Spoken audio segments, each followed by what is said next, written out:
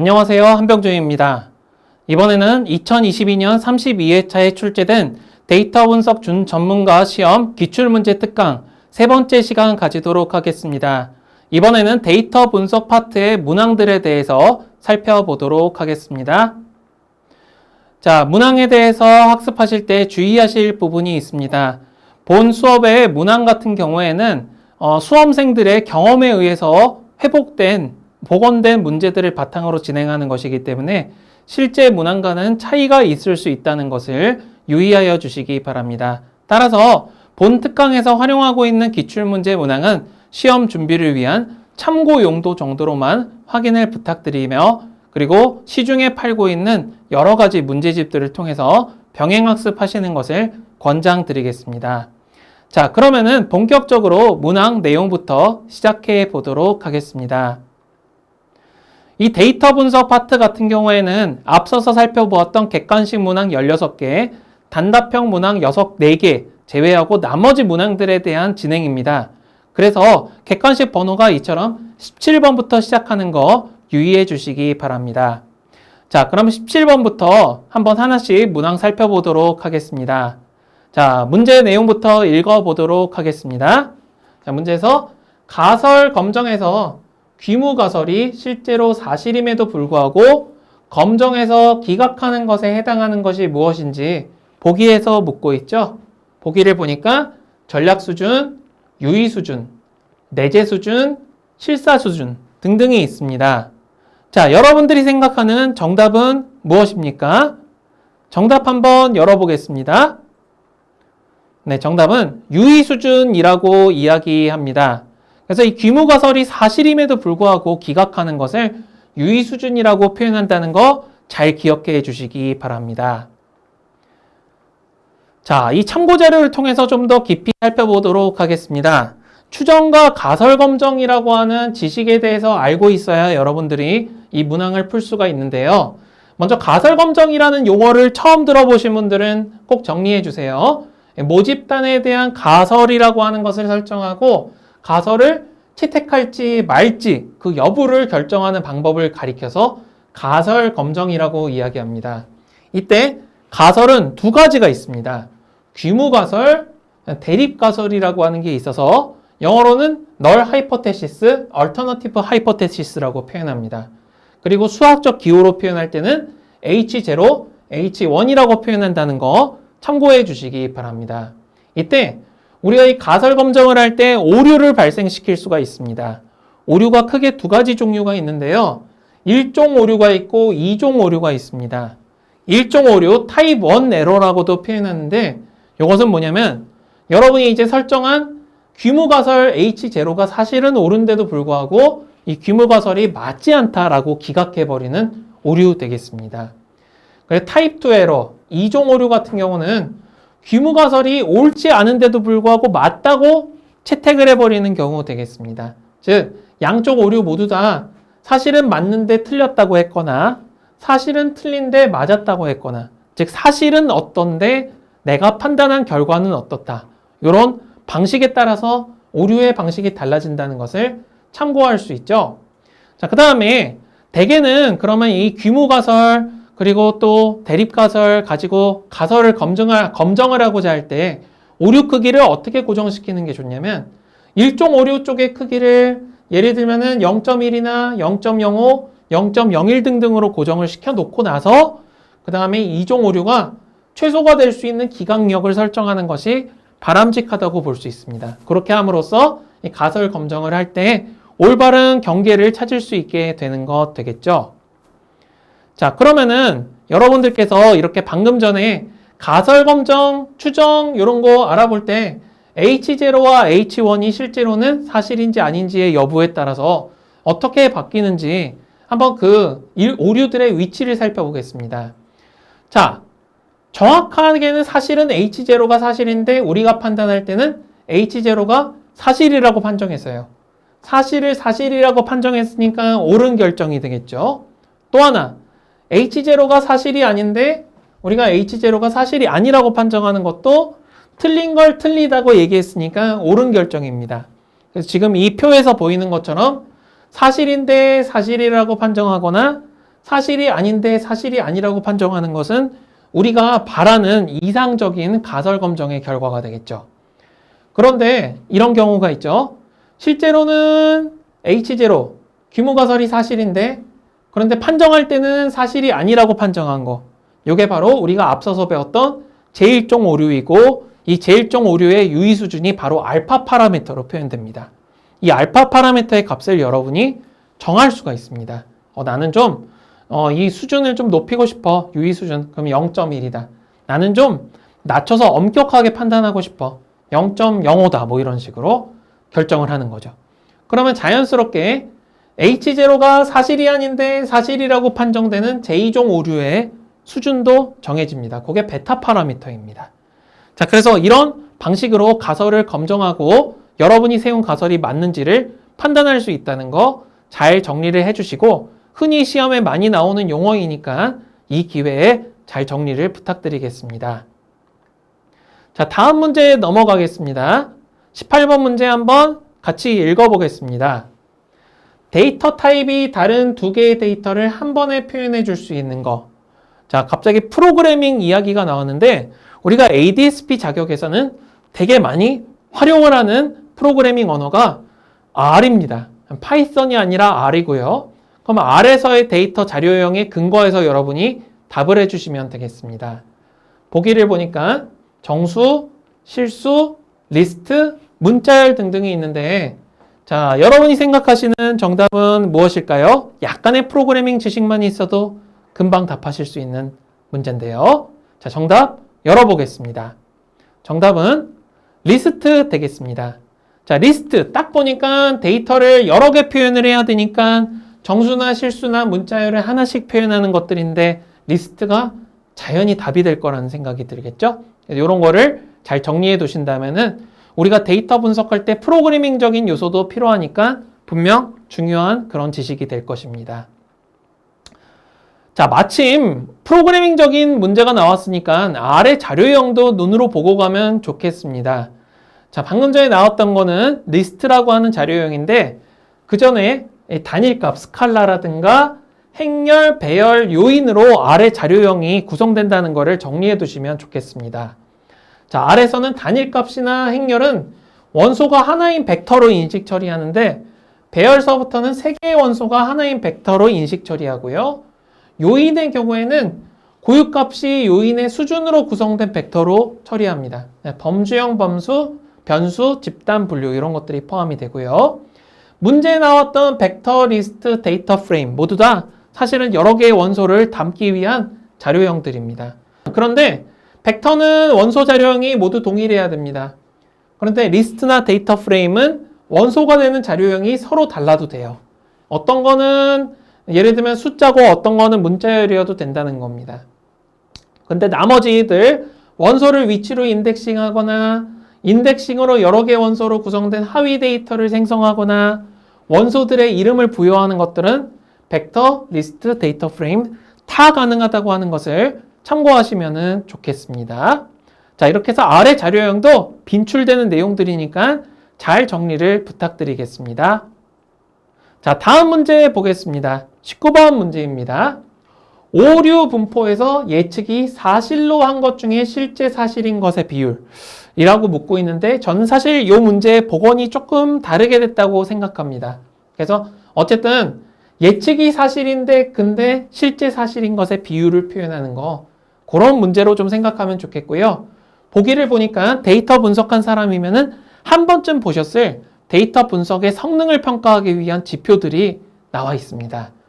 정밀도 프리시전, 재현율 리콜, 정확도 accuracy, 그 다음에 F1 스코어, F1 점수라고 이야기하죠. 이 네 가지 보기 중에 보기에 예측이 사실일 때 실제 사실인 것의 비율이다. 정답은 무엇일까요? 자, 정답은 1번 프리시전, 정밀도 되겠습니다. 자, 이것도 예측과 실제 사실 간의 이런 관계 이해할 때 여러분이 잘 이해를 하셔야 되는데요. 다음과 같은 논문상의 그림을 한번 준비해 보았습니다. 자, 왼쪽을 보면은 predicted label이라고 표현이 되어 있죠. 위쪽을 보니까 real label이라고 표현되어 있죠. predicted는 예측되었다는 뜻입니다. 리얼 레이블은 실제의 레이블이라는 뜻입니다. 즉 왼쪽은 예측값이 포지티브, 참이냐, 네거티브, 거짓이냐 대답한 거고요. 그 다음에 리얼 레이블을 실제 레이블이 포지티브, 참이냐, 네거티브, 거짓이냐 대답한 것이 되겠습니다. 그럼 예측과 실제가 다 포지티브거나 예측과 실제가 모두 다 네거티브면은 우리는 그걸 갖고 정상적으로 예측했다고 얘기를 하죠. 그래서 그 정상적으로 예측한 그런 것을 가리켜서 정확도, accuracy라고 얘기합니다. 그러면은 예측한 것이 참거짓, 그 다음에 실제의 값이 참거짓인 것에 대해 가지고 모든 샘플들을 합친 것분에 자, 실제로 참이거나 실제로 거짓인 것, true positive TP라고 표현하고 true negative TN이라고 표현합니다. 이런 비율로 정확도를 표현할 수 있는 거죠. 자, 문제에서는 예측이 사실이라고 했는데 그 중에서 실제 사실인 것의 비율이라고 했습니다. predicted label이 positive다. 두 개죠. TP랑 FP입니다. 그 중에서 실제로는 사실인 레이블이 다 라고 표현하는 것이 TP죠. 요 비율을 표현하는 게 바로 상단에 표현되고 있는 precision, 정밀도라고 한국어로 표현되는 것 되겠습니다. 그래서 이런 관계를 가진다는 거 잘 기억해 주시고요. 자, 하나만 더 알아두겠습니다. 재현율. 우리가 활을 관역에다가 쏠 때 같은 곳에 얼마나 맞느냐 그 비율을 표현하는 걸 리콜이라고 표현을 하는데요. 요거는 이렇게 표현합니다. 실제 레이블이 참인 것들의 전체에 대해서 예측한 것의 참의 비율이라고 표현하는 겁니다. 그래서 TP와 FN을 더한 것분에 TP를 전부 더한 거. 예, 이렇게 표현하는 거를 또 잘 기억해 두신다면은 프리시전, 리콜, 애큐러시까지 다 알게 되고 여기 그림에는 안 나와 있지만 F1 스코어는 프리시전과 리콜의 조합 평균입니다. 요걸 갖고 표현하는 방법을 알게 되시면은 여러분이 데이터 분석을 했을 때 성능을 평가하는 데 많은 도움이 될 것입니다. 잘 정리를 부탁드리겠습니다. 자, 다음 문제 넘어가겠습니다. 20번 문제 읽어보겠습니다. 시계열 데이터의 정상성에 대한 설명을 묻고 있습니다. 보기를 보니까 데이터가 독립성을 충족해야 된다. 데이터가 모든 시점에서 일정한 평균을 가져야 한다. 데이터의 분산이 일정해야 한다. 데이터의 공분산이 특정 시점에 의존하지 않고 일정해야 된다. 이렇게 이제 얘기를 하고 있네요. 자, 보기 중에 정상성과 관련이 없거나 잘못된 설명은 무엇일까요? 한번 정답 열어보겠습니다. 자, 정답은 1번 되겠습니다. 데이터의 독립성, 요거는 시계열 데이터의 정상성과는 관련이 없습니다. 시계열 데이터, 시간이 흐름에 따라서 우리가 수집한 데이터를 나타내는 건데요. 이 시간이 흘러도 일반적으로 평균이 일정하거나 또 데이터의 분포를 나타내는 분산이 일정하거나 또 더 나아가서 데이터가 여러 차원으로 표현이 되어 있을 때 이들의 공분산이 일정해야 된다고 하는 그런 제약 조건이 있습니다. 이게 만족하지 않으면 일단 갖고 있는 시계열 데이터는 뭔가 문제가 있다라고 판단을 해야 되는 겁니다. 그래서 이렇게 외워두세요. 평균 일정해야 되는 거, 분산 일정해야 되는 거, 또 공분산이 일정해야 되는 게 시계열 데이터의 정상성이다. 잘 기억해 주시기 바랍니다. 자, 다음 문제 넘어가도록 하겠습니다. 21번 주성분 분석 문제 반드시 하나는 나오죠. 주성분 문제와 분석과 관련된 문제입니다. 한번 읽어보고 풀어보겠습니다. 주성분 분석과 관련하여 가장 올바르지 않은 문제에 대해서 보기에 대해서 묻고 있습니다. 보기 1번 상관관계가 있는 변수를 결합해서 상관관계가 없는 변수로 분산을 극대화하는 변수이다. 그 다음에 2번 여러 변수를 소수의 주성분으로 축소해서 데이터를 쉽게 이해하고 관리하고자 한다. 3번 주성분 선택 시 분산이 가장 적은 주성분을 제1주성분으로 선택한다. 4번 데이터를 축소하는 데 활용할 수 있다. 자, 각자 보기를 보니까 주성분 분석에 대한 설명으로 올바르지 않은 거 무엇일까요? 정답 한번 열어보겠습니다. 자, 정답은 3번 되겠습니다. 주성분을 선택할 때는요, 분산을 가지고 선택하는 게 아니라 기여율이라고 하는 게 있습니다. 그래서 누적 기여율이 큰 순서대로 선택을 해서 일정 비율이 될 때까지 주성분들을 선택하는 겁니다. 그래서 3번 보기처럼 선택을 하게 된다면 문제가 될 수 있겠다. 잘 정리를 부탁드리겠습니다. 그래서 주성분 분석에 대한 정의를 한번 좀 준비를 해보았습니다. 자, 먼저 정의. 상관관계가 있는 변수들을 결합해서 상관관계가 없으면서 분산을 극대화하고, 그리고 최종적으로는 리니어 컨비네이션, 선형 결합 형태로 변수를 축약 축소하는 기법을 가리켜서 주성분 분석이라고 하고, 제가 영어 표현 안 적었는데 영어로는 약어 PCA, Principal Component Analysis라고도 표현하는 것이 바로 이 주성분 분석 되겠죠. 자, 주성분 분석을 적용하는 목적은 다음과 같습니다. 먼저 변수를 적은 수의 주성분으로 축소하고 데이터를 이해 관리하기 위함에 있고요. 데이터 차원이 너무 클 때는 데이터베이스나 데이터 분석할 때 많이 힘듭니다. 그래서 차원을 축소해서 주요한 데이터의 주성분만으로 데이터를 표현하자라는 것이 있습니다. 군집 분석에서는 군집화 결과와 연산 속도를 개선할 수 있고요. 회귀 분석 리그레션에서는 다중 공선성을 최소화하는 그런 방법론이기도 합니다. 자, 이 주성분을 선택하는 방법에 대해서 방금 전 문제에서 물어봤는데 아래서 나온 결과를 토대로 선택하는 방법 알려드리겠습니다. 자, 선택은 분산을 가지고 선택하는 것이 아니라 누적 기여율, 커뮬레이티브 프로포션을 이용해서 선택합니다. 이때 우리가 주성분을 구하게 되면은 첫 번째 주성분부터 시작해서 이처럼 표준 편차와 그 다음에 분산의 비가 나옵니다. 분산 자체를 가지고 선택하는 게 아니라 분산비, 즉 proportion of variance를 가지고 선택을 해야 됩니다. 자, 여기 PC 1, 2, 3하고 나온 거는 principal component, 각각 주성분에 대한 결과값들인데요. 이 중에 proportion of variance가 PC 1번은 0.05523, PC 2번은 0.3211, PC 3번은 0.1101 이런 식으로 표현이 되고 있죠. 그러면 이 수치만 가지고 판단하는 게 아니라 PC 1번서부터 누적되어 있는 proportion of variance, 즉 분산의 비를 구하는 겁니다. 이게 한국말로 번역할 때는 누적 기여율, 누적 분산 기여율이라고 이야기합니다. 그래서 이게 85% 이상이 될 때까지 선택을 해요. PC 1번만 선택했을 때는 분산 B의 기여율이 55.23밖에 안 되죠.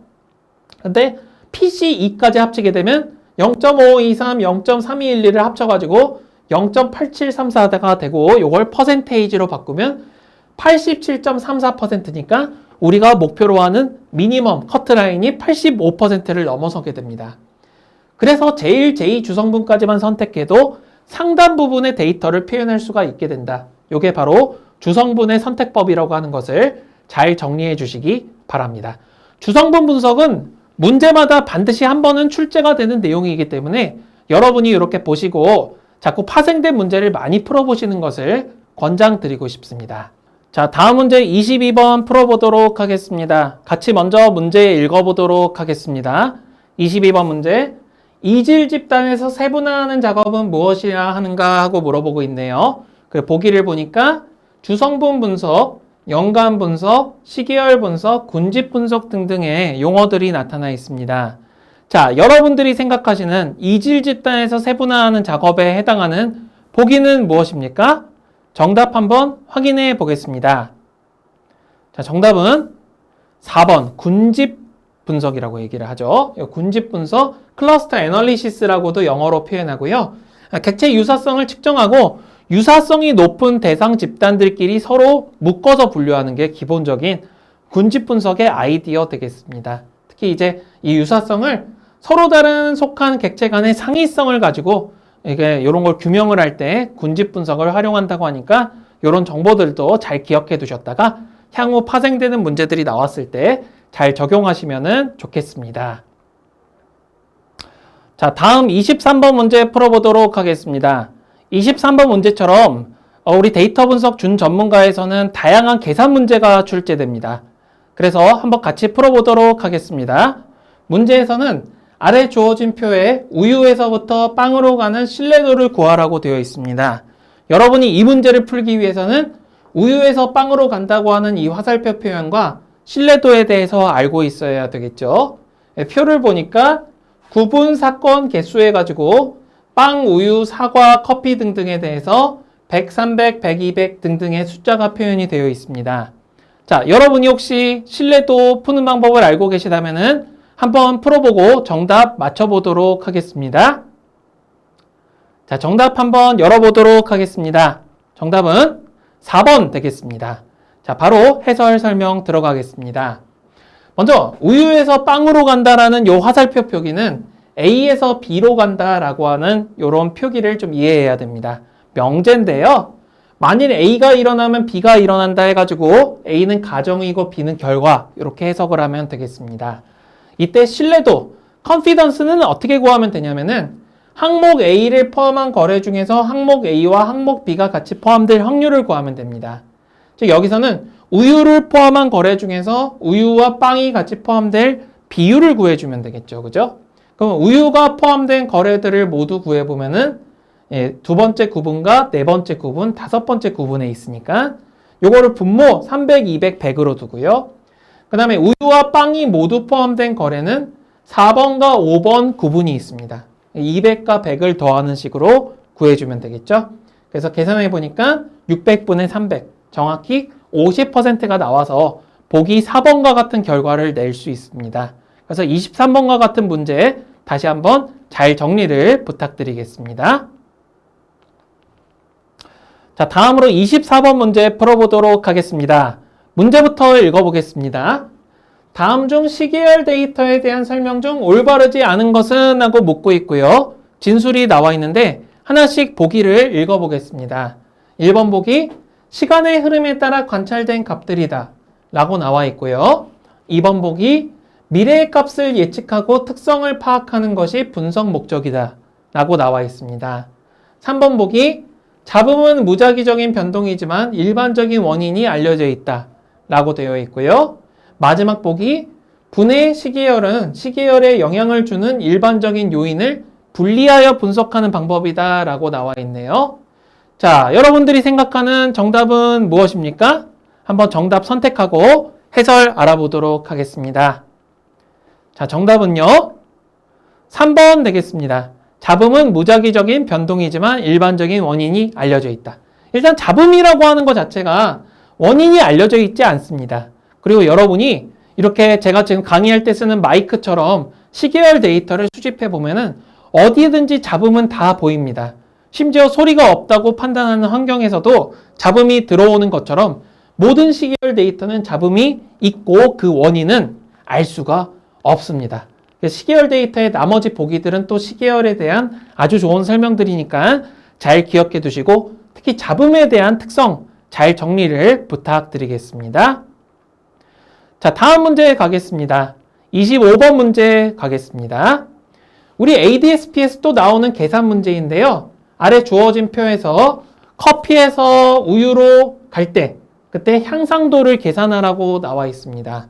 약간 보기가 다른데 물품과 거래 건수가 커피, 우유, 녹차 등등으로 표현되어 있고 100, 150 등으로 표현이 되어 있습니다. 여러분이 향상도라고 하는 것을 알고 계산할 수 있어야 이 문제를 풀 수가 있겠죠? 자, 커피에서 우유로 갈 때 향상도 한번 계산해 보시고 정답 맞춰 보겠습니다. 자, 정답 한번 열어보겠습니다. 정답은 3번 되겠습니다. 83%인데요. 어떻게 계산하는지 알아보겠습니다. 먼저 이 커피에서 우유로 간다. 커피가 A고 우유가 B 사건이라고 생각하면 되겠습니다. 다음으로 향상도를 계산할 때 향상도를 영어로 리프트라고 이야기하는데요. 리프트는 다음과 같은 방식으로 계산하면 됩니다. 분자에는 전체 거래수와 그 다음 지금 여기 명제에 나와 있는 A와 B가 모두 포함이 된 거래수를 다 구해가지고 곱하면 됩니다. 그 다음에 분모에는 A가 포함된 거래수를 따로 구하고요. B가 포함된 거래수를 따로 구해서 곱하면 됩니다. 전체 거래수부터 구해보죠. 100, 100, 100, 50, 200, 250, 200 다 더해보면은 300, 350, 550, 800, 200 해서 전체가 1000이네요. 그 다음에 A, B, 커피와 우유가 동시에 포함된 거래만 보니까 커피, 우유, 녹차 50 보이죠? 그 다음에 커피, 우유 250 보이죠? 요 두 개를 다 더하니까 300 나왔습니다. 마지막으로 이제 커피 개수만 다 세면 되겠네요. 여기 100, 50, 250, 200 모두 더하면 600이 됩니다. 그 다음에 우유 100, 50, 200, 250을 모두 더하면 똑같이 또 600이 됩니다. 그래서 1000과 30을 곱한 것을 600과 60 곱한 걸로 나누게 되면은 83%다. 자, 이렇게 향상도를 계산할 수 있으니까 여러 가지 예제를 통해서 잘 정리를 부탁드리겠습니다. 빈출 문제이기 때문에 잘 공부해 두셔야 하겠습니다. 자, 26번 문제 풀어보도록 하겠습니다. 26번 문제 읽고 한번 풀어보겠습니다. 군집 분석 중에 모형 기반, 모델 베이스드네요.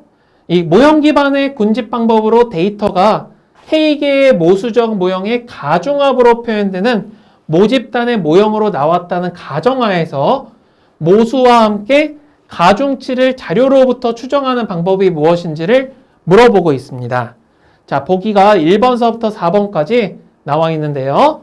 단일 분포 군집, 혼합 분포 군집, 비계층적 군집, 그 다음에 쏨하고 나와 있습니다.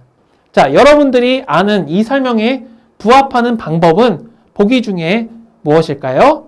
정답 한번 맞춰보겠습니다. 자, 정답은요. 2번 되겠습니다. 혼합 분포 군집이라고 얘기하고요. 영어로는 Mixture Distribution Clustering이라고 얘기합니다. 자, 여러분, 세상의 모든 데이터가 다 정규 분포로만 표현하는 게 최적화된 표현이 아니죠. 세상에는 다양한 분포로 표현할 수 있는 데이터셋이 있고 그런 분포를 여러 개 조합하면은 훌륭하게 어떤 군집을 설명할 수가 있습니다. 그래서 여기서는 K개의 모수적 모형을 적절한 가중합, 즉 어떤 거는 10%의 비율을 주고 어떤 것은 30%의 비율을 주는 방식으로 다 더해가지고 표현할 수 있는데 그런 방식의 분포를 가리켜서 믹스처 디스트리뷰션, 혼합 분포라고 이야기합니다. 그리고 그것을 바탕으로 군집을 표현하는 게 믹스처 디스트리뷰션 클러스터링, 혼합 분포 군집이니까 용어 잘 정리를 부탁드리겠습니다. 자, 다음 문제 넘어가겠습니다. 27번 문제 읽어보겠습니다. 데이터 마이닝 기법 중에 다음과 같은 방식을 따르는 기법이 뭔지를 물어보고 있네요. 물건 배치 계획이나 카탈로그 배치 및 교차 판매, 카탈로그의 공격적 판촉 행사 등의 마케팅 기획 나와 있는데 보기를 보니까 군집 분석, 시계열 분석, 비모수 통계 분석, 연관 분석 등등이 있습니다. 자, 이 내용과 부합하는 보기는 무엇일까요? 정답 한번 확인해 보도록 하겠습니다. 자, 정답은요. 연관 분석 되겠습니다. 자, 연관 분석 왜 그럴까요? 지금 보니까 물건을 어떻게 배치할지, 카탈로그를 어떻게 배치하고 어떻게 교차 판매를 할지, 또 공격적 판촉 행사를 할 때 어떻게 마케팅을 할지. 자, 이런 거 할 때 가장 중요한 게 뭐냐면 A라고 하는 물건이 있습니다. 그다음 B라고 하는 물건이 있습니다. 이 두 개 물건을 따로따로 팔 때 얘네들이 어떤 관계가 있는지를 알게 되면은 얘가 팔릴 땐 얘가 잘 팔리는구나. 얘가 팔릴 땐 얘가 잘 안 팔리는구나. 이런 거를 분석할 수가 있습니다. 데이터 마이닝에서 연관 분석이라고 하는 것을 통해 가지고 이런 배치 계획이나 카탈로그 등에 대해서 도움을 받을 수가 있습니다. 그래서 27번과 같이 데이터 마이닝 기법 많이 활용하니까 참고하여 주시기 바랍니다. 자, 다음 문제 가겠습니다. 28번입니다. 아래는 오류 분포를 나타낸 것인데 다음 중 민감도가 얼마인지를 물어보고 있습니다. 자, 오류 분포를 보니까 예측치와 실제 값에 대해서 각각 true, false에 대한 값들이 나와 있고요. 합계 또한 표현이 되어 있습니다. 자, 이때 민감도 얼마인지 계산하실 수 있으신가요? 한번 계산하고 결과를 확인해 보겠습니다.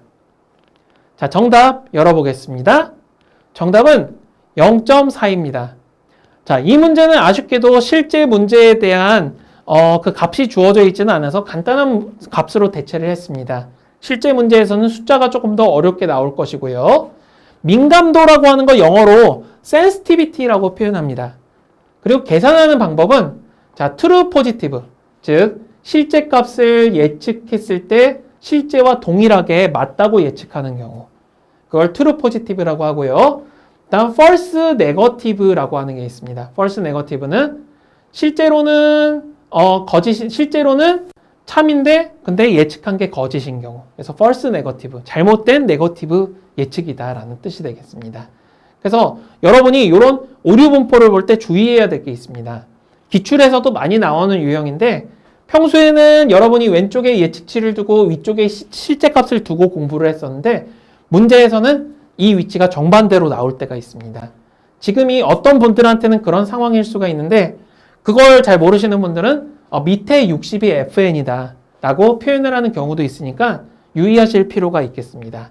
어쨌든 센시티비티 민감도 같은 경우는 TP-FN분의 TP니까 0.4가 나오고요. 다만 지금 숫자가 그다지 좋지는 않기 때문에 모든 특이도나 정확도도 다 0.4가 나옵니다. 여러분이 주의하셔야 될 거는 다름이 아니라 계산 방법이죠. 민감도는 트루 포지티브의 비율을 표현하는 것이고 특이도는 트루 네거티브의 비율을 표현하는 것이요. 정확도는 트루 포지티브와 트루 네거티브를 모두 합친 비율을 표현하는 것이니까 그에 걸맞는 분모를 잘 선정해야 된다는 것도 잘 기억하신다면은 여러분이 어떠한 형태의 오류 분포가 나온다고 하더라도 문제를 푸실 수 있을 것으로 생각합니다. 자, 28번 잘 정리를 부탁드리겠습니다. 자, 다음으로 29번 문제 보겠습니다. 데이터 분석 준전문가 시험에서 반드시 나오는 게 ROC 커브 문제죠. ROC 커브 문제에서 또 관련이 있는 것은 뭐냐면은 바로 앞서서 배웠던 오류 분포입니다. 그래서 그 오류 분포와 연계해서 특이도, 스페시피시티를 구하라고 하는 문제가 나왔습니다. 설명은 좀 깁니다. ROC 커브는 X축에는 false positive ratio, 즉 1- 특이도를 나타내고 Y축에는 민감도, sensitivity를 나타내니까 이 두 평가값의 관계로 모형을 평가하니까 우리가 특이도를 계산하는 방법이 알아야 되니까 특이도를 구해라 라고 나온 거예요. 요게 이번 문제에서는 이렇게 나왔을 수 있지만 예를 들면 다른 데에서는 민감도, 특이도를 서로 연계하는 문제를 낼 수도 있고 그건 알 수가 없죠. 어쨌든 특이도 구하는 공식을 물어보니까 요거는 여러분이 틈틈이 잘 공부하셨으면 좋겠네요. 보기를 보면 금방 답이 나올 겁니다. 자, 여러분 정답은 무엇일까요? 네, 정답은 3번 되겠습니다. 자, 보기에서 분자 부분이 TN이라는 것만 아시면은 속어법에 의해서 3번이라는 것을 알 수 있고요. 이때 분모에는 뭐를 넣어야 되냐면은 이렇게 N을 넣어야 된다라고 하는 것을 잘 기억하시면은 여러분들이 또 정리하시는 데 많은 도움이 될 것입니다. 잘 정리 부탁드리겠습니다. 자, 다음으로 30번입니다. 역시 데이터 분석 준전문가에서 반드시 물어보는 K-민즈 클러스터링, K-평균 군집화에 대해서 물어보고 있습니다. 자, K-평균 군집 분석 프로세스 순서를 알고 있고 여러분이 기회가 되신다면은 손으로도 이 단계를 다 구현을 해보시면 굉장히 많은 도움이 되는데요. 자, 가나다라. 각각 K-평균 군집에서 사용하는 단계들입니다. 각 자료를 가장 가까운 군집 중심에 할당한다. 군집 중심에 변화가 없을 때까지 반복한다. 초기 군집 중심으로 K개의 객체를 이미 선택한다. 각 군집 내의 자료들의 평균을 계산해서 군집의 중심을 갱신한다. 자, 요 네 가지를 잘 배치한 거. 보기 중에 어떤 것이 답일까요? 한번 선택해 보시기 바랍니다. 자, 정답 열어보겠습니다. 정답은 1번 되겠습니다. 다라가나인데요. 왜 그런지 살펴보겠습니다. 자, 초기 군집을 먼저 선택을 하는 것이 중요하니까 다가 맨 처음에 나와 있는 건 모든 보기가 동일하죠. 우리 맨 마지막에는 뭐가 이루어져야 될까요? 네, 군집을 계속 갱신하다가 더 이상 군집을 갱신할 수 없어야 돼요. 그러니까 마지막은 나로 끝나야 됩니다. 그러면 나로 끝난다고 한 3번이나 4번 보기는 안 되고 1번이나 2번 보기가 일단 정답에 가깝겠네요. 그럼 나가 먼저냐 가가 먼저냐라는 판단으로 바뀌게 되겠죠. 자, 각 자료를 가장 가까운 군집 중심에 할당한다. 각 군집 내 자료들의 평균을 계산해서 군집의 중심을 갱신한다. 갱신하기 전에 할당을 해야 그 다음에 평균을 계산할 수가 있죠. 그러니까 나를 먼저 하고 그 다음에 갱신을 한 다음에 그 다음에 할당을 하고 이런 식으로 이제 계속 반복을 하게 됩니다. 그래서 답이 1번 되겠고요. 이렇게 K-민즈 클러스터링에 대해서는 다시 한번 잘 정리를 해보시는 게 중요하겠습니다. 30번 문제 잘 정리를 부탁드리겠습니다. 자, 다음 31번 문제입니다. 다음 중에서 계층적인 군집 분석, hierarchical clustering이죠. 여기서 사용하는 거리의 개념 중에서 틀린 설명을 물어보고 있습니다. 보기를 보니까 유클리드 거리, 맨하탄 거리, 표준화 거리, 마할라노비스 거리에 대한 설명이 나오고 있습니다. 먼저 1번 보기, 유클리드 거리는 두 지점 간 직선 거리를 계산한다 라고 나와 있네요. 그 다음에 2번 보기, 맨하탄 거리는 두 지점 간 거리를 격자 기준으로 해석한다.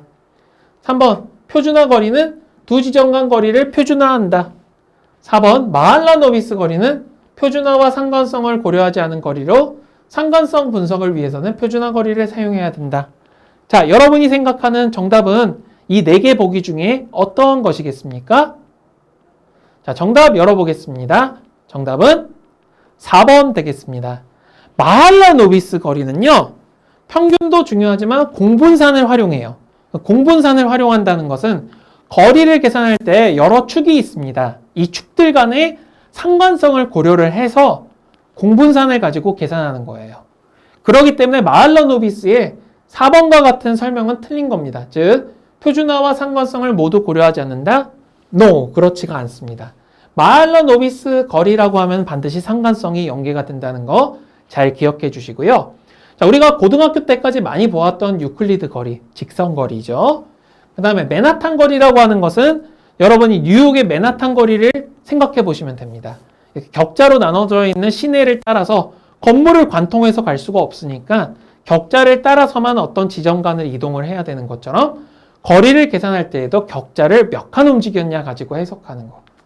자, 표준화 거리는 거리를 표준화해서 표현하는 거라서 normalization distance라고도 표현한다는 거 잘 기억해 주신다면은 지금 이 문제의 초점이 계층적 군집 분석보다는 거리 개념으로 좀 모였습니다. 자, 잘 정리를 부탁드리겠습니다.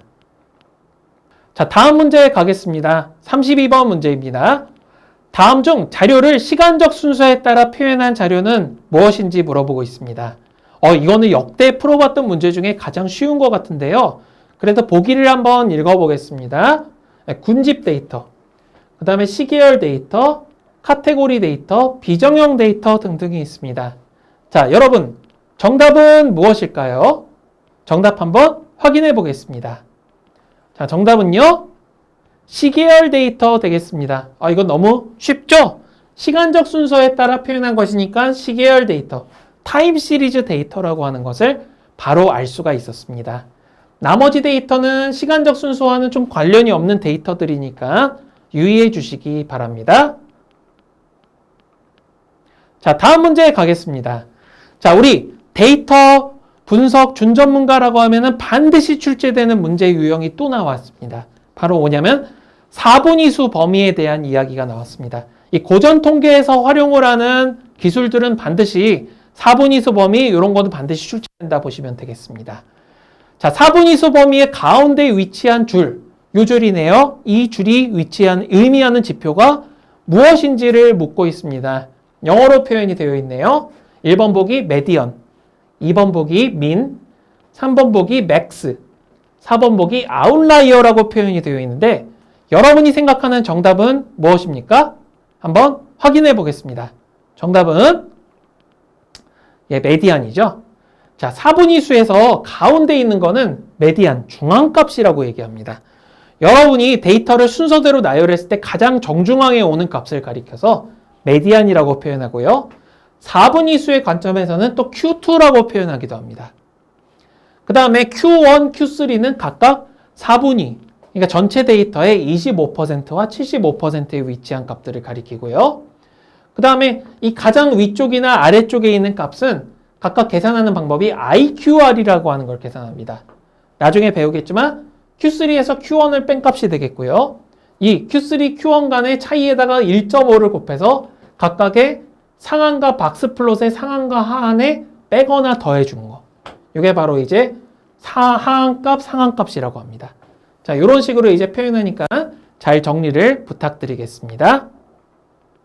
자, 그러면은 34번에서도 이 상자 그림에 대한 문제, 4분위수와 관련된 문제가 이어집니다. 이상값을 판단하는 상자 그림의 하한값은 얼마일까요? 라고 묻고 있네요.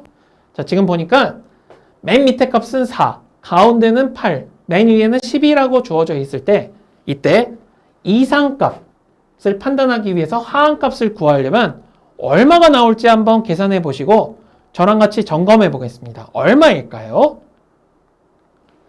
자, 정답을 한번 구해 보겠습니다. 정답은 마이너스 8입니다. 왜 그런지 살펴보겠습니다. 자, 하한값은 요 선 밑에죠. 그죠? 상한값은 요 위에 선입니다. 그러니까 요 아래선을 구하려면 어떻게 해야 되냐면 먼저 IQR을 구해야 됩니다. IQR, Q3와 Q1 간의 차이니까 12에서 4를 뺀 8입니다. 자, 8이고 그 다음에 그 8을 갖고 아래에 있는 선의 위치를 구하려면 Q1에서부터 IQR의 1.5배를 빼줘야 됩니다. 즉 4 빼기 1.5 곱하기 8을 해주면 되는 거죠. 1.5 곱하기 8을 하면 12니까 4에서 12를 뺀 마이너스 8이 바로 그 하한값이 될 것입니다. 그러면 여러분 같은 방식으로 상한값도 쉽게 구하실 수 있겠죠? 자, 이런 방식으로 쉽게 풀 수가 있습니다. 잘 정리 부탁드리겠습니다. 자, 다음으로 35번 문제 풀어보겠습니다. 다음 중 서열 척도를 사용하는 비모수 검정 방법이 아닌 것은? 하고 물어보고 있습니다. 보기를 보니까 윌콕슨의 랭크섬 테스트, 스피어만 상관계수, 또 만 휘트니의 U 검정, 카이 제곱 검정 등등이 있습니다. 자, 정답은 무엇일까요? 한번 정답 열어보겠습니다. 자, 정답은 카이 제곱 검정입니다. 카이 제곱 검정은 말 그대로 카이 제곱 분포를 따르는 검정 통계량에 대한 검정 방법이니까 비모수 검정 방법은 아닙니다. 오히려 이 서열, 즉 순서를 이용하는 방법인 아예 문제에도 나와 있죠. 랭크썸이라고 하니까 랭크 서열입니다. 윌콕슨의 랭크썸 테스트는 서열 척도고요. 스피어만 상관계수도 서열 척도고 이런 식으로 정리를 하시면 되겠습니다. 자, 35번 문제 또 비모수 검정 방법에 대한 정리니까 잘 정리를 부탁드리겠습니다. 자, 36번 문제 풀어보겠습니다. 다음 중 파생 변수에 대한 설명 중 틀린 것은? 하고 물어보고 있습니다. 자, 보기를 한번 읽어보겠습니다. 1번, 기존의 변수를 조합하여 새로운 변수를 만들어내는 것이다. 2번, 여러 모형에 대해 공통적으로 사용될 수 있다. 3번, 보편적이고 전 데이터 구간에 대해 대표성을 가지는 파생 변수 생성을 위해 노력해야 된다. 4번, 특정 조건이나 특정 함수에 의한 변수로 매우 주관적일 수 있다. 자, 이렇게 나와 있는데 이 중에서 파생 변수, derived variable이라고도 표현하죠. 틀린 것은 무엇일까요? 정답 한번 열어서 확인해 보겠습니다. 자, 정답은요. 2번 되겠습니다. 여러 모형에 대해 공통적으로 사용될 수 있다. 그렇지가 않습니다. 자, 우리가 갖고 있는 데이터에 따라서 파생 변수를 만들어내는 방법, 또 이렇게 산출하는 여러 가지 팩터들이 다릅니다.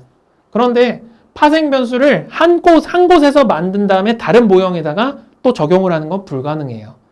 왜냐하면은 다른 보기들에서 사실 설명이 되는데 변수들을 조합해서 새롭게 변수를 만들거나 또는 대표성을 가지거나 하기 때문에 특정 데이터에 종속이 된단 말이죠. 일단 주관적입니다.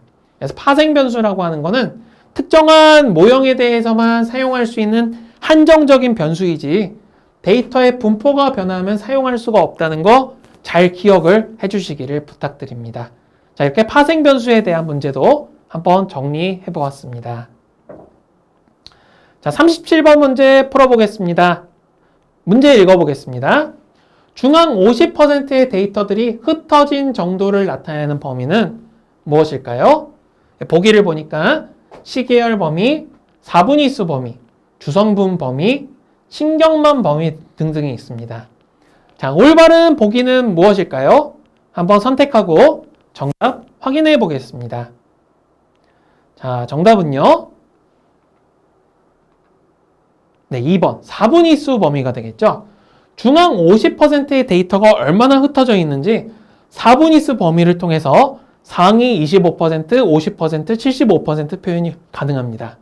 자, 게다가 이 4분위수 범위는 앞서서 배웠던 것처럼 상자 그림으로도 표현해서 시각화해서 표현할 수도 있으니까 잘 정리해두면 많은 도움이 되겠죠. 실제로도 관련 논문이나 결과지 같은 것을 볼 때 많이 등장을 하는 차트 형태이기 때문에 여러분이 잘 기억해 두는 것이 중요하겠습니다. 자, 사분위수 범위에 대해서 잘 정리를 부탁드리겠습니다. 자, 38번 문제입니다. 차원 축소 기법, 디멘셔널 리덕션 기법 중에 하나로서 원 데이터의 분포를 최대한 보존하면서 고차원 공간의 데이터들을 저차원 공간으로 변환하는 분석 기법을 다음 보기 중에서 무엇이라고 할까요? 보기를 보니까 군집 분석, 공분산 분석, 주성분 분석, 연관 분석 등등이 나와 있습니다. 자, 정답은 무엇일까요? 자, 정답 한번 열어보겠습니다. 정답은 3번 주성분 분석 되겠죠? 자, 주성분 분석 우리가 앞서서도 배웠기 때문에 대표적인 차원 축소 기법입니다. 그래서 데이터 분석하는 사람들이 일단 너무 차원이 많어. 그 다음에 너무 이 데이터가 복잡해. 그러면은 제일 먼저 시도해 보는 게 데이터가 좀 균일하게 이렇게 분포해 있고 여러 클러스터로 나뉘지 않았다는 가정하에서 주성분 분석부터 적용을 해봐요. 그래서 상당히 의미 있는 결과가 나오면 거기서부터 파생되는 변수들, 주성분을 가지고 데이터를 표현한 다음에 그 다음에 그것들을 가지고 또 새롭게 애널리시스를 하는 거죠. 그래서 차원 축소라고 하면 여러분이 가장 먼저 떠올리셔야 되는 게 주성분 분석. 그 다음에 여기 보기에는 안 나와 있지만 조금 더 어드밴스드한 방법으로는 LDA 같은 방법들. 이런 걸 생각하신다면 여러분이 ADSP 만점 받으시고 ADP도 도전하실 수 있을 거예요. 잘 정리를 부탁드리겠습니다. 자, 다음 문제 풀어보겠습니다. 39번 문제입니다. K-폴드 교차 검증, 영어로는 크로스 밸리데이션이라고 얘기하는데요. K-폴드 교차 검증에 대한 설명 중에 올바르지 않은 거를 묻고 있습니다. 자, 1번 보기, K가 2인 경우를 LOOCV라고 한다. 2번, 전체 데이터셋을 K개의 그룹으로 분할해서 학습하는 방법이다. 3번, LOOCV보다 연산량이 적다. 4번, 중간 정도의 바이어스와 베리언스를 갖는다. 바이어스는 편향치고 베리언스는 분산이죠. 자, 여러분 정답이 무엇일까요? 정답 한번 열어보겠습니다. 자, 정답은요 1번 되겠습니다. K가 2인 경우는 그냥 데이터를 두 개로 쪼갠 겁니다. 그러니까 한쪽 데이터를 학습하고 한쪽 데이터 갖고 검증하는 거예요. 그래서 여기서 얘기하는 LOCV 밑에 나와 있네요. Leave one out cross validation이라고 얘기합니다. Leave one out이 뭐냐면 한 개만 놔두고 라는 뜻이에요. 데이터가 100개가 있으면 그 중에 하나만 놔두고 나머지 갖고 뭘 한다 이런 뜻이에요. 그러니까 K가 2라고 하면은 데이터 하나만 놔두고 한다라는 뜻이 아니라 얘는 데이터를 반절로 쪼개서 반절은 학습하고 반절은 검증에 활용한다는 거니까 말이 안 돼요. 그래서 LOCV라고 할 수가 없습니다. 그 다음에 제가 LOCV에 대한 설명을 하다 보니까 연산량 관점에서는 어떠냐? LOCV는요, 데이터의 개수만큼 학습을 하고 검증을 하기 때문에 데이터가 200개다? 그럼 200번 학습을 합니다. 데이터가 300개다? 그럼 300번 학습을 합니다. 그러니까 데이터의 개수가 많아질수록 연산량이 늘어나요. 그래서 LOCV는 연산량이 많습니다. 반면에 K-폴드, 이때 K라고 하는 거는 몇 개의 주머니로 나눌 것이냐, 그룹으로 나눌 것이냐. 그 다음에 폴드는 일종의 뭉텅이, 그룹이라고 생각하면 됩니다. 그래서 10폴드라고 하면은 10개로 나누는 거고 5폴드라고 하면 5개로 나누는 거예요. 실제로도 일선 AI 관련된 회사에서도 일단 초기 데이터를 얻기 위해 가지고 5폴드나 10폴드 많이 적용합니다. 그러고 의미 있는 결과가 나오면은 조금씩 학습 수준을 높이는 방식으로 적용을 하는 거죠. 그래서 이렇게 LOCV보다 당연히 연산량이 적고 그래도 초기에 상당히 통계적으로 유의미한 결과를 낼 때 유의미한 그런 방법이라고 볼 수 있습니다. 그래서 여러분이 K-폴드 크로스 밸리데이션에 대해서도 한 번쯤은 문제에서 반드시 나오기 때문에 잘 정리하셔야 되고 거기서 파생되는 관련된 학습 방법들이 있습니다. 예를 들면 트레인과 테스트를 비율로 나눈다거나 아니면 LOCV를 적용한다거나 이런 식의 다양한 학습 정책들이 있으니까 반드시 잘 정리하세요. 이것도 빈출되는 주제 중에 하나입니다. 자, 객관식에서는 마지막 문제인 40번 문제 가겠습니다. 문제 읽어보겠습니다. 다음 중 통계조사의 오차에 대한 설명 중 적절하지 않은 것은? 하고 묻고 있네요. 보기를 보니까 표본 오차는 모집단을 대표할 수 없는 표본 단위들이 추출되지 못하여 생기는 오차이다. 2번 보기, 비표본 오차는 조사 대상 증가와 관계없이 오차가 커진다. 3번 보기, 표본 편리는 모수를 작거나 크게 추정하게 되는 오차이다. 마지막 보기, 표본 편리는 확률화로 최소화하거나 제거 가능하다. 라고 나와 있습니다. 자, 정답은 무엇일까요? 자, 정답은 2번 되겠습니다. 자, 비표본 오차는 조사 대상 증가와 관계없이 오차가 커진다고 나와 있는데 그렇지가 않고요. 자, 비표본 오차라고 하는 것은 표본 오차를 제외한 모든 오차입니다. 그러니까 조사 대상이 늘어날수록 점점 늘어날 수밖에 없어요. 데이터가 100개, 200개, 300개 이렇게 점점 늘어난다면은 그에 비례해서 내가 데이터를 수집하는 과정에서 부주의함이나 실수 이런 것들도 늘어날 수밖에 없는 거죠. 그래서 비표본 오차라고 하는 것은 조사 대상 증가와 명백한 어떤 선형적인 관계가 있을 수 있습니다. 어쨌든 늘어나긴 늘어나요. 그래서 통계조사 오차에서 가장 설명이 잘못됐고요. 나머지 보기들이 굉장히 좋은 설명들이 많습니다. 통계조사 오차에 대한 굉장히 제너럴한 설명들로 이루어져 있으니까 이 오차에 대한 문제도 한 번쯤은 반드시 출제가 되니까 잘 정리를 부탁드리겠습니다. 이것으로 객관식 문제에 대한 해설은 모두 마무리 짓겠습니다. 자, 다음으로 단답형 문제들에 대한 해설 진행하겠습니다. 자, 5번 문제부터 시작을 하는데요. 한번 문제 읽고 답을 알아보겠습니다. 자, 5번. 시계열에 영향을 주는 일반적인 요인을 시계열에서 분리해서 분석하는 방법을 무엇이라고 할까요? 자, 정답 열어보겠습니다. 정답은 분해 시계열이라고 합니다. 자, 분해라고 하면은 뭐냐면은 우리가 접하는 모든 데이터는 다 뭔가가 여러 개가 이렇게 혼합이 돼 있어요. 믹스처 되어 있습니다. 그래서 그 안이 어떤 식으로 혼합이 되어 있는지를 알 수 있다면은 잡음도 빼낼 수 있고 여러 음성이 섞여 있다면 음성을 분리할 수 있는 등등 장점을 가지겠죠. 시계열 데이터들 중에서도 우리가 어떤 가설을 알고 시계열 데이터에 대한 정보를 알고 있다면 분해를 할 수 있는 경우가 있습니다. 그래서 이렇게 분해 시계열이라고 하는 거 시계열 데이터에 대해서는 많이 적용한다는 거 참고해 주시기 바랍니다. 자, 다음 6번 문제 넘어가겠습니다. 자, 6번 문제 읽어보면 아래 설명하는 시계열 모형은 무엇인가 하고 묻고 있네요. 내용을 보니까 과거 시점의 관측 자료와 과거 시점의 백색 잡음의 선형 결합으로 현 시점의 자료를 표현하는 모형이라고 나와 있습니다. 자, 정답은 무엇일까요? 자, 정답 한번 열어보겠습니다. 정답은 자, 이걸 영어 표현으로 아시는 분들이 더 많을 거예요. ARMA라고 얘기하고요. 한국어로 표현할 때는 자기 회귀 이동 평균. 자, 자기 회귀라는 건 나한테 다시 돌아온다는 뜻입니다.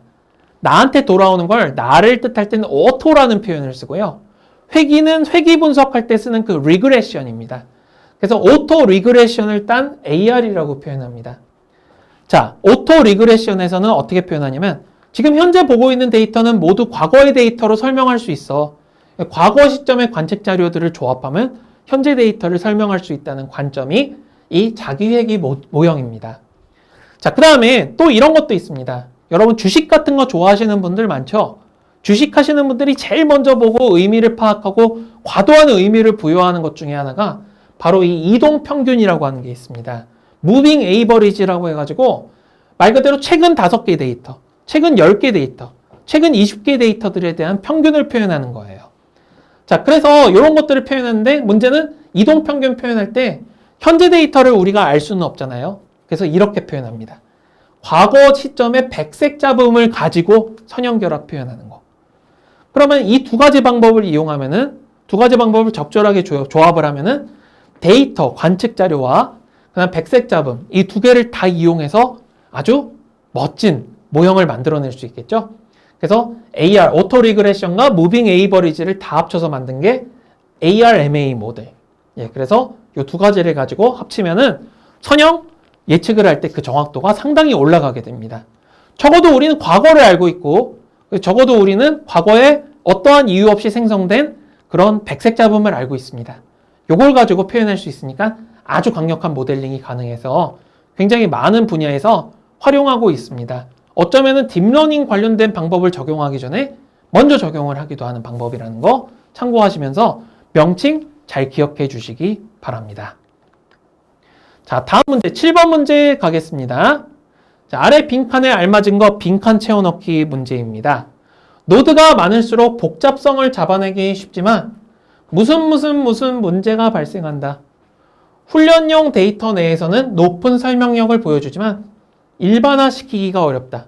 자, 괄호 안에 들어갈 알맞은 용어는 무엇일까요? 자, 정답 한번 열어보겠습니다. 정답은 네, 과대적합. 근데 역시 영어로는 오버피팅이라고 해서 여러분이 오버피팅으로 아시는 분들이 더 많을 겁니다. 이 용어에 대해서는 이렇게 이해해 두시면 됩니다. 여러분이 지금 데이터 분석 준전문가 시험을 준비하고 계시죠? 그래서 이렇게 시청을 하고 있는데 여러분이 기출문제만 맨날 푸는 거예요. 그리고 시험장에 가시면은 이상하게 100점은 안 나와요. 90점, 80점은 있지만 100점은 안 나오는 이유.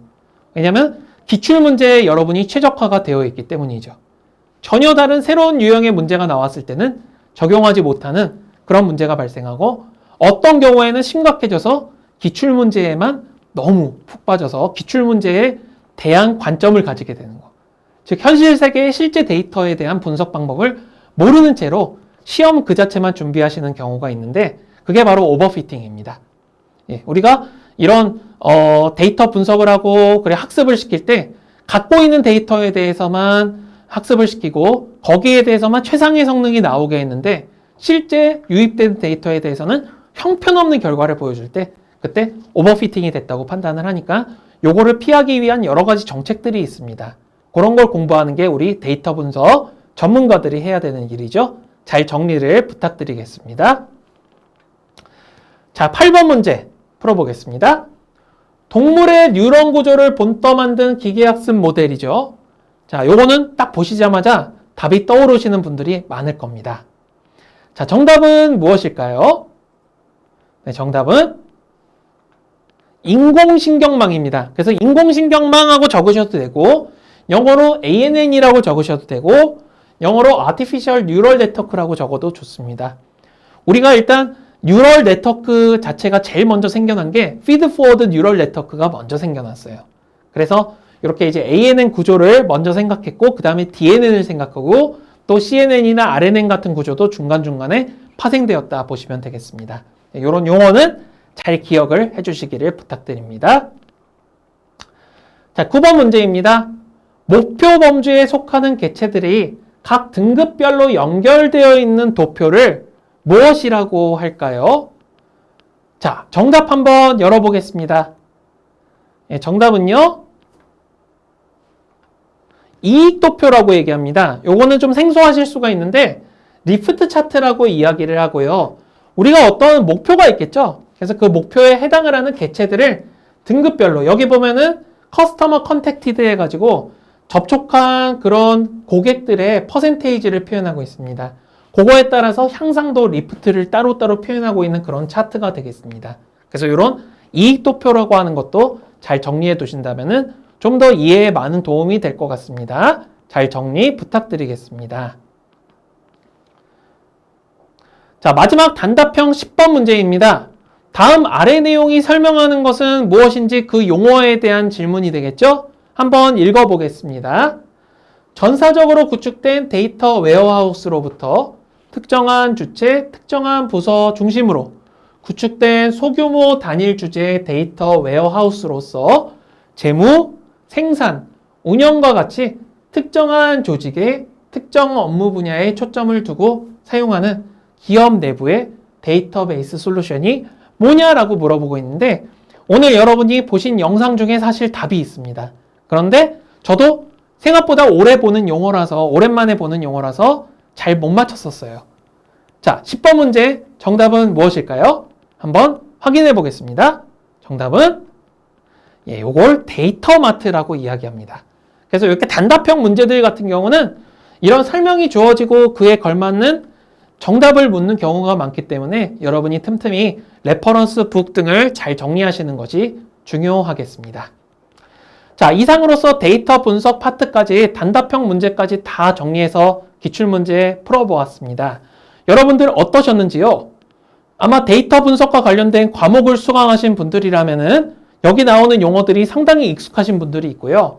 그 다음에 특히 앞서서 우리가 이공계 학과 학생들은 아니다 보니까 앞서서 배웠던 데이터 이해라든지 데이터 분석 기획에서는 어려움을 겪으시는 분들도 있을 수 있습니다. 상대적으로 이 데이터 분석은 기술과 관련된 부분이라서 여러분이 금방 보고 이해하실 수 있는 부분이 많으시라고 생각됩니다. 자, 골고루 잘 학습을 해야 무난하게 잘 학습을 하실 수 있고 또 합격을 하실 수가 있으니까 잘 정리를 부탁드립니다. 자, 저는 이렇게 32의 기출문제 해설 여기까지 진행하고 마무리 짓도록 하겠습니다. 다음 시간에 또 기회가 된다면 건강한 모습으로 뵙겠습니다. 수고하셨습니다. 다음 기회에 뵙겠습니다.